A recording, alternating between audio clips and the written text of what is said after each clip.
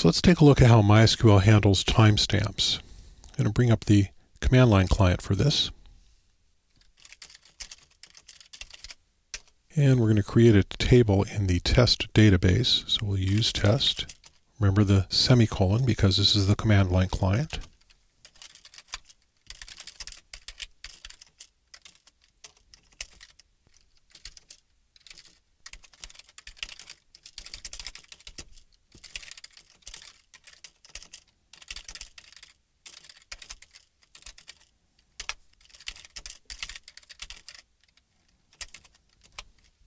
So this creates a table with 3 columns, ID, name, and stamp. ID is an auto-increment column, name is a string, and stamp is a timestamp column. So timestamps will be inserted automatically in that column. Let's go ahead and insert a row.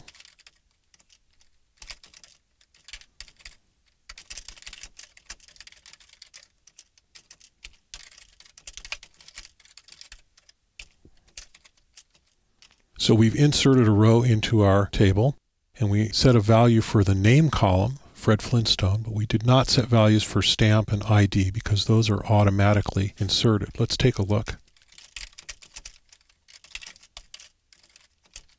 So there's our row. We have the ID of 1, the name Fred Flintstone, and the timestamp of the time when I inserted it. Now you'll notice that it displays this time in my local time zone, which is Pacific time, so that's the same time as the time on my watch. It's stored internally in the universal time zone, which is like Greenwich Mean Time. It's the universal time zone. So in order to display the time in my local time zone, it needs to know what that time zone is. And that's done with a system variable called timezone. These 2 @ signs are to tell me that I'm looking at a system variable, and time zone is right there, and that's set to system, which means that it's using the time zone of my system. Now this is normal, and this is the way that MySQL is normally set up. So it's not actually storing the time zone internally, it's using the time zone from the host system, and then it does its calculations based on that. MySQL is capable of using multiple time zones in a session. And if you have an application that needs that, then this can be very useful. You can actually change the time zone for a given session and then change it back. And this is useful especially for web applications where your users can set their time zones and save them. Unfortunately, this feature only works if the time zone tables are installed. Now I'm going to go ahead and set the time zone to Eastern Time. And as you follow along, this may not work for you.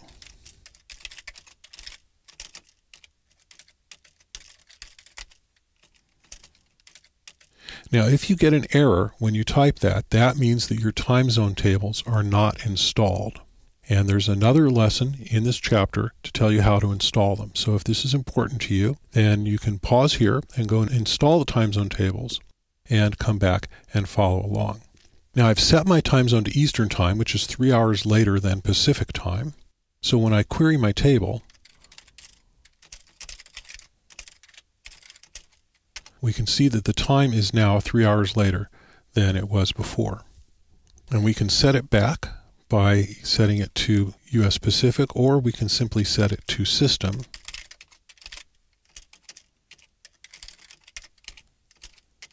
Now I recommend, if you're using this feature in production, that at the beginning of a session you set the time zone, and then at the end of the session you always set it back to system, so that when a different client connects to that connection, the time zone is set in a known place.